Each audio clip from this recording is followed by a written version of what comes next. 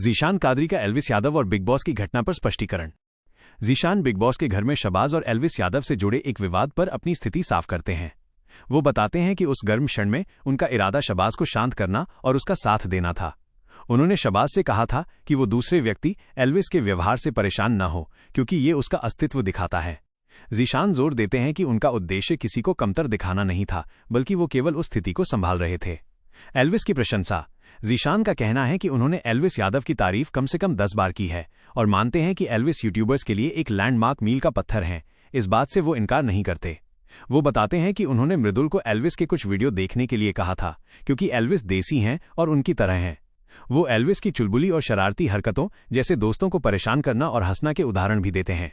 ज़ीशान का निष्कर्ष है कि एल्विस तक ये सकारात्मक प्रतिक्रिया भी पहुंचनी चाहिए। 2.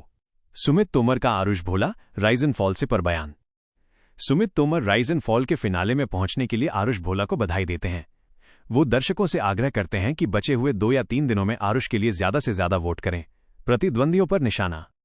सुमित सीधे तौर पर उन लोगों पर कटाक्ष करते हैं, संभवतः बिग बॉस जैसे प्रतिद्वंद्वी शो के प्रतियोगियों या प्रबंधन पर, जो कथित तौर पर उन लोगों से वोटिंग करवा रहे हैं जो उन्हें जानते तक नहीं हैं या जिन्होंने कभी शो देखा ही नहीं है। वो जोर देते हैं कि केवल योग्य प्रतियोगी को ही जीतना चाहिए। आरुष का योगदान। सुमित दावा करते हैं कि अगर शो में आरुष भोला नहीं होते तो किसी ने भी कंटेंट नहीं दिया होता या कोई भी उस स्तर का मनोरंजक नहीं रहा होता। ये सुझाव देते हुए कि शो की सफलता काफी हद तक आरुष पर निर्भर करती है।